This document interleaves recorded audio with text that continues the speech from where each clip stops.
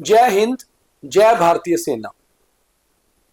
पिछले कुछ सालों से मीडिया भी बहुत बदला है और सेना भी बहुत बदली है, मगर मीडिया और सेना का एक ऐसा रोल है जो साथ साथ चलता है।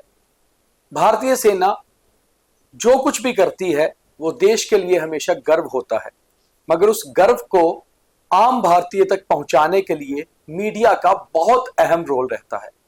और एक पत्रकार भी एक सैनिक की तरह हमेशा एक सोल्जर ही होता है। चाहे रेडियो का दौर आया, फिर प्रिंट का दौर आया, फिर टेलीविजन का दौर आया और अब दौर डिजिटल का है। अब आप अगर कोई भी जानकारी चाहते हैं, चाहे वो भारतीय सरकार की हो या फिर वो भारतीय सेना की, तो आपको डिजिटल प्लेटफॉर्म्स पे सब कुछ अवेलेबल मिलेगा। फिर चाहे वो यूट्यूब हो, फेसबुक हो, इंस्टाग्राम हो या एक्स हो या फिर अलग अलग वेबसाइट्स। तो यानी कि सब कुछ डिजिटल हो चुका है और इसे हमारे देश के प्रधानमंत्री नरेंद्र मोदी, रक्षा मंत्री राजनाथ सिंह और तीनों सेनाओं के जो अध्यक्ष है वो भी मानते हैं, क्योंकि उन्हें पता है डिजिटल एक ऐसा माध्यम है जिससे वो हर घर में पहुंच सकते हैं, हर मोबाइल पर पहुंच सकते हैं। ऐसे ही मीडिया भी डिजिटल हो चुकी है। मगर जब बात आती है मीडिया को सेना से जोड़ने की, यानी कि सेना के वो कीर्तिमान करतब दिखाने की, तो फिर उसमें पिक एंड चूज हो जाता है। उसमें फिर वही आता है कि जो बड़े बड़े अखबार हैं, जो बड़े बड़े चैनल्स हैं, चाहे फिर उन्होंने कई बार बहुत सारी खबरें गलत ही क्यों ना चलाई हो, और उन खबरों को दुरुस्त करके डिजिटल मीडिया ने, रीजनल मीडिया ने, लोकल मीडिया ने जनता को सही चेहरा बताया हो और सेना की उस समय मदद की हो जब सेना को लगा कि कोई गलत नैरेटिव सेट हो रहा है।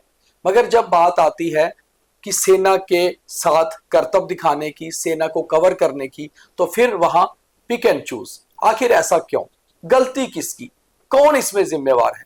और जब अधिकारियों को पूछा जाता है, अधिकारी मतलब जो ब्रिज होते हैं, पुल होते हैं सेना और मीडिया के बीच में, वो होते हैं पीआरओस। तो फिर उनका कहना होता है कि ये सिर्फ नेशनल मीडिया के लिए है, ये सिर्फ बड़ी न्यूज एजेंसीज के लिए है। तो आखिर वो पत्रकार जो दशकों से काम कर रहे हैं, डिफेंस रिपोर्टिंग हो या फिर सेना के साथ मिलकर कई सारी खबरों को सही दुरुस्त चेहरा जनता तक पहुंचाना, फिर आखिर वो कहीं नहीं होते और उन्हें दरकिनार कर दिया जाता है, साइडलाइन कर दिया जाता है। और ये एक बार नहीं, बार बार होता है। तो क्या एक सजग, एक सार्थक, एक सटीक पत्रकार की सेना को जरूरत नहीं, या फिर सेना के दिल्ली हेडक्वार्टर्स या कोर हेडक्वार्टर्स तक उनकी बात पहुंचती ही नहीं और वहां पर सिर्फ वही लोग जाते हैं जिन्हें पिक एंड चूज किया जाता है? आज ये बहुत इंपॉर्टेंट मुद्दा है और आज का स्पेशल शो इसी पर। और मेरे साथ हैं मेरे editor in chief Pawan Sharma, जो पिछले 25 सालों से सेना को भी कवर कर रहे हैं, सेना के ऑपरेशंस भी, और आज हम ये भी झेल रहे हैं कि कहीं ना कहीं पिक एंड चूज की राजनीति में हम साइडलाइन हो रहे हैं। तो पवन जी, ये एक बहुत ही सेंसिटिव मुद्दा है, ये आपके लिए जरूरी है। ये आपके लिए सेंसिटिव मुद्दा हो सकता है, पीआरओ के लिए नहीं। आपने पहली लाइन बोली मीडिया बदला है, सेना बदली है। सेना वही है, लेकिन सेना के अंदर एक सूचना प्रसारण विभाग जिस तरह से सेंटर का है, यहाँ पर पीआरओ डिफेंस के हैं जी, जो रक्षा मंत्रालय की सूचना विभाग है। बिल्कुल, उसमें चाहे आप पीआरओ जो जम्मू है, चाहे किसी भी जगह पर कश्मीर में है, लेह में है, या फिर कमांड में पीआरओ है, या फिर आईडब्ल्यू भी है, बिल्कुल इंफॉर्मेशन बारे। ये लोग बदले हैं, सेना नहीं बदली। दरअसल पिछले 7-8 साल से जी एक नया ट्रेंड सेटअप हो गया है, माता, MATA जी। आप जानते हैं MATA, मेरा आदमी तेरा आदमी, MATA। ये वाला सिस्टम जब से आया है तब से बेड़ा गर्क हुआ है। किसी को कोई लेना देना नहीं है मेरी खबर के साथ क्या हो रहा है। दरअसल कहानी ये है कि जो मीडिया अभी ऑपरेशन सिंदूर के टाइम पे लाहौर में घुस गया, कराची में घुस गया और आपकी एडवाइजरी चिल्लाती रही कि आप ये सेंसिटिव लोकेशन नहीं दिखाएंगे, आप उस लोकेशन को जिक्र नहीं करेंगे, आप कहां से लाइव कर रहे हैं, चिल्ला चिल्ला के नेशनल मीडिया बोल रहा था आप उस पोस्ट पर हैं, आप उस बॉर्डर पर हैं, वहां के क्या हालात हैं। तब ये IW, तब ये PRO आंखें मूंद के सोए रहते थे, क्योंकि वही 10-12 चैनल नहीं, तब ये परेशान थे और तब इनकी मदद उन्हीं पत्रकारों ने की जो आप और मेरे जैसे हैं, जो पत्रकार हैं, जो बोनाफाइड जर्नलिस्ट हैं, उन्होंने सही मदद की इनकी। अब कहानी यहां पर आती है कि नेशनल चैनल की इस समय जो भी 7-8 नेशनल चैनल हैं, लोगों ने इनको इतनी गालियां दी हैं कि अगर ये पढ़ ले सारे इनके एंकर तो साधु बन जाए, और इनके CEO जो जितने भी AC रूम में बैठे हैं ना बड़े बड़े एंकर, उनकी भी हालत पतली हो जाए।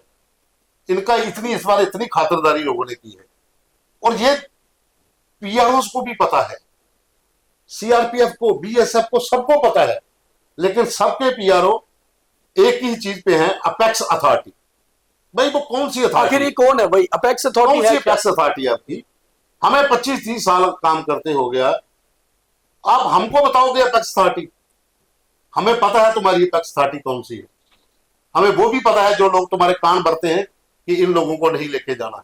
नहीं, उसका कारण क्या है? सबसे बड़ी बात है, हम चाहते हैं कि जनता भी जाने, सेना को भी पता चले, और खबरें हम नहीं करके चलाएं। बिल्कुल, आप मैसेज भेजते हो, डियर फ्रेंड्स ये हो गया, ये गलत खबरें चल रही हैं, वो हम नहीं चला रहे, वो दूसरे चला रहे हैं, हम उनका काउंटर कर रहे हैं एज ए इंडियन जर्नलिस्ट कि एक मैं पत्रकार हूं, जो मैं ये लिखना चाहता हूं, ये मैं कहना चाहता हूं, आप गलत नैरेटिव सेट कर रहे हो, हम उनका नैरेटिव तोड़ रहे हैं, लेकिन वो धड़ाधड़ चलाए जा रहे हैं और आपकी गोद में बैठे हुए। 7 मई ऑपरेशन सिंदूर होता है और 10 मई को होता है सीज फायर।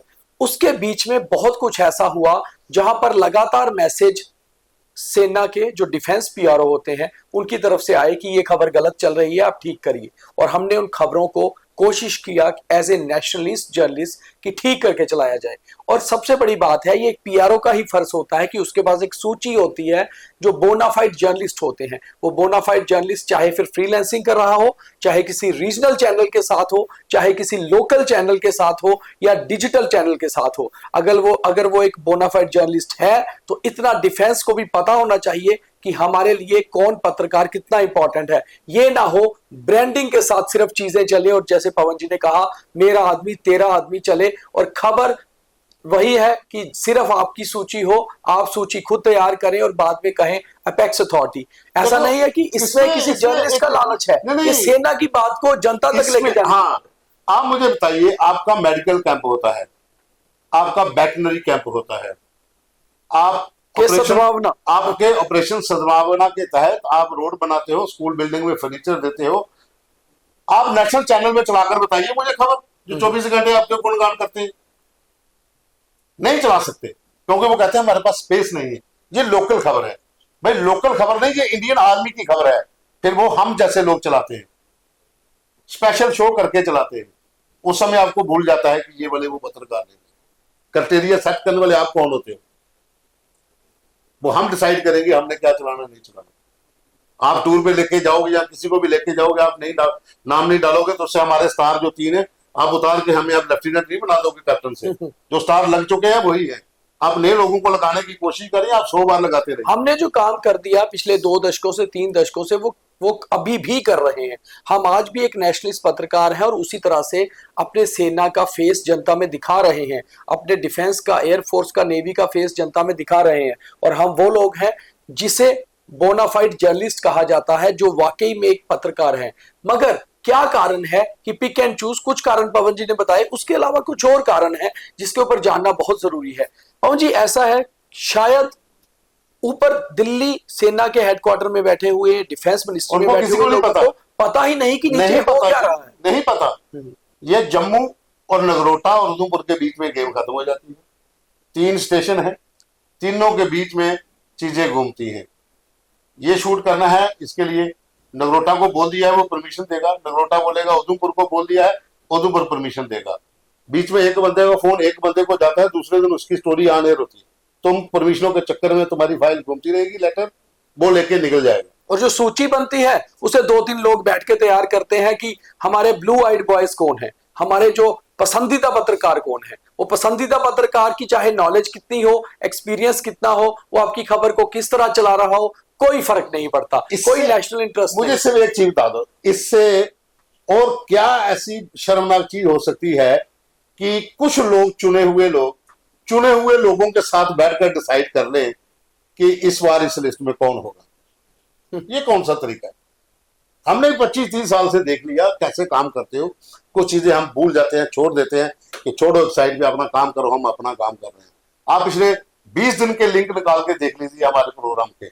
हमने जो फौज के प्रोग्राम किए, हमने रत्ती भर भी सूचना नहीं दी उनकी, लेकिन हमने किए, क्योंकि आप नहीं दोगे तो आप क्या सोचोगे, काम रुक जाता है। सोर्सेस बहुत होते हैं, सर्विंग में भी है, रिटायर्ड में भी है, अभी भी काम कर रहे हैं। 25-30 साल इस फील्ड में दिए हैं, फौज के साथ कंधा मिलाकर काम किया है, और खुद फौजी हैं, फौजी परिवारों से हैं।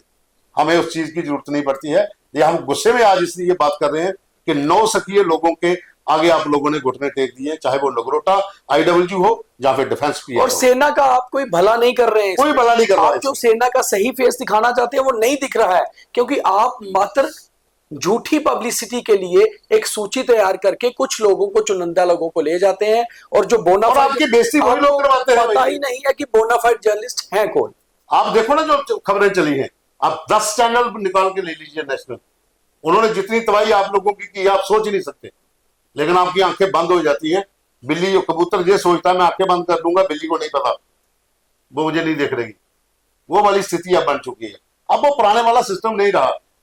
PRO की एक धड़क होती थी, एक दम होता था। और सबसे बड़ी बात है पवन जी, एक चीज बड़ी इंपॉर्टेंट है, मुझे लगता है कि डिफेंस PRO की बहुत बड़ी रिस्पॉन्सिबिलिटी है, बहुत बड़ी जिम्मेवारी है। नेवी, एयरफोर्स और सेना, वो तीनों का PRO है। उसके बाद BSF के PRO, बात उनकी भी करना जरूरी है, CRPF के PRO। आजकल के PROs को पता ही नहीं है कि इस रीजन में, मेरी ज्यूरिसडिक्शन में बोनाफाइड जर्नलिस्ट हैं कितने। एक लिस्ट चलती है, वही चल रही है तीनों के पास। आप मुझे बताओ, BSF के PRO आपको नाम पता? नहीं, अभी वाले तो बिल्कुल नहीं पता। CRPF के PRO को नहीं पता, क्योंकि वो टच में ही नहीं। और PRO को जर्नलिस्ट से कांटेक्ट करना होता है, यहाँ जर्नलिस्ट उनसे कर रहे हैं, वो भी पता ही नहीं चलता, वो लोग सामने नहीं आते। अब सिस्टम चला है कॉपी पेस्ट का, जो लिस्ट एक बार बन गई वही लिस्ट वहां जाएगी, वही लिस्ट वहां जाएगी। वहां से 4 लोगों को फोन आएगा, वोट साइड करेंगे। अच्छा वो छोड़ा यार, वो कौन सा, वो निकल गया, उसका टाइम हो गया, इसका नाम डालो, इसका नाम डालो। वो मेडल वहां पे, वो स्टार वहां लग रहे हैं, lieutenant to captain, captain to major, major to lieutenant colonel, वो स्टार वहां पे लग रहे हैं। अब हमें वो स्टारों की जरूरत है। मैं ऐसे बात कर रहा हूँ सिंपली, बीच में गुस्से में कुछ चीजें निकल जाए तो वो जो देख रहे हैं वो भी थोड़ा करें, लेकिन हम सबको भेजेंगे। ये लिंक हर जगह जाएगा, और सबको भेजेंगे। हमारी कोशिश है कि हम इस बार एक मेल भी ड्राफ्ट करके मिनिस्ट्री ऑफ डिफेंस में भेज रहे हैं, ताकि उन्हें भी समझ आए कि ग्राउंड पे आप ही के लोग किस तरह काम कर रहे हैं। और फिर हम कई बार सोचते हैं कि जनता या मीडिया सेना के साथ नहीं है, ऐसा नहीं है। बोनाफाइड जर्नलिस्ट हमेशा नेशनलिस्ट जर्नलिस्ट रहा है। जम्मू PRO का काम जो है ना, वो एक नैरेटिव सेट करना होता है। हमने काउंटर करना है पाकिस्तान को, एनिमीज के लिए काम करना है। एनिमीज को इस तरह से हमने भ्रमित करना है, इस तरह से उनको घुमाए रखना है कि हम लोग क्या हैं। ये PRO का एक बहुत बड़ा उसमें रोल होता है कि सीमा पार से चल रहे प्रोपेगेंडा को, पाकिस्तान ने कितने फेक वीडियो चलाए, कितना कुछ किया, उसको काउंटर करना काम जर्नलिस्टों का है, with the help of PRO आपके साथ खड़ा है, चाहे वो डिफेंस का है, BSF का है, या किसी और ऑर्गेनाइजेशन का, सिक्योरिटी फोर्सेस का है। जब वो आपके साथ खड़ा है, आप डर के उस प्रोपेगेंडे का सामना कर सकते हो। लेकिन जब आपने खुद ही सरेंडर किया हुआ है, तो फिर आप उस प्रोपेगेंडे को क्या मुकाबला करोगे? तो ग्राउंड मीडिया हमेशा से इग्नोर होती रही है, बोनाफाइड जर्नलिस्ट हमेशा से इग्नोर होते रहे हैं, पिक एंड चूज की पॉलिसी चलती रही है।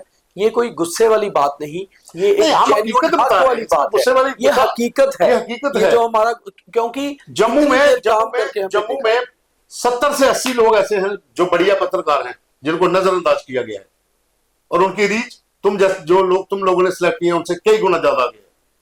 अभी कुछ नए लोग नेशनल मीडिया पे हैं, हम उनको सपोर्ट करते हैं कि ठीक है, नए लड़के हैं, जुनून है, जोश है, दब के काम कर रहे हैं, और हम उनकी सराहना भी करते हैं, और बात भी करते हैं। लोकल, रीजनल या नेशनल मीडिया की नहीं, बात नेशनलिस्ट मीडिया की है, बात नेशनलिस्ट जर्नलिस्ट की है, बात बोनाफाइड जर्नलिस्ट की है कि आखिर पत्रकार कौन है और कौन नहीं, ये जानना बहुत जरूरी है। क्योंकि अगर आप लोग भी हमारे पास डिजिटल से इंफॉर्मेशन भेज रहे हैं, तो ये जमाना ही डिजिटल का है। यहाँ देश के प्रधानमंत्री से रक्षा मंत्री तक, और रक्षा मंत्री से जर्नलिस्ट तक, मीडिया हमेशा डिजिटल पे आ रही है, और सारी मीडिया डिजिटल है। तो फिर आप ये कैसे कह सकते हैं कि इलेक्ट्रॉनिक और एजेंसीज को आप इनवाइट करेंगे, आप बुलाएंगे, और डिजिटल मीडिया को इग्नोर करेंगे? ये नई पॉलिसी क्या मिनिस्ट्री ऑफ डिफेंस से चली है या फिर आप लोगों ने खुद बैठ के बनाई है, इसके बारे में आप भी सोचिए। और ये सोचना चाहिए डिफेंस मिनिस्ट्री के साथ साथ सीआरपीएफ, बीएसएफ और एमएचए को भी कि आखिर हो क्या रहा है। और नैरेटिव अगर गलत जाते हैं या खबरें गलत चलती हैं तो उसके पीछे कारण मीडिया नहीं, आप ही के लोग हैं जो सिर्फ ब्लू आइड बॉयज को पिक करते हैं। मैं लास्ट में एक चीज और बोलूंगा, उसके बाद आप क्लोज कर दीजिए। हमारा काम है दुश्मन का प्रोपेगेंडो को काउंटर करना और हम करते आ रहे हैं, करते रहेंगे। आपकी सपोर्ट मिले तो बढ़िया होगा, नहीं मिले हम तो भी करेंगे, लेकिन आपको भी बदलना पड़ेगा, क्योंकि ग्राउंड के ऊपर काम करने वाले लोग दो नहीं हैं, 70 से 80 लोग हो सकते हैं जो नेशनलिस्ट हैं और जो देश के लिए काम कर रहे हैं। और आपकी एडवाइजरी जारी करने के बिना भी वो इस एडवाइजरी पर काम कर रहे थे, एडवाइजरी आने से पहले भी वो उन लाइनों पे काम कर रहे थे, क्योंकि उनको काम करते करते बहुत साल हो गए हैं। इसलिए एडवाइजरी उन लोगों को दीजिए जो नए हैं, जिनको पता नहीं हमने क्या चलाना है।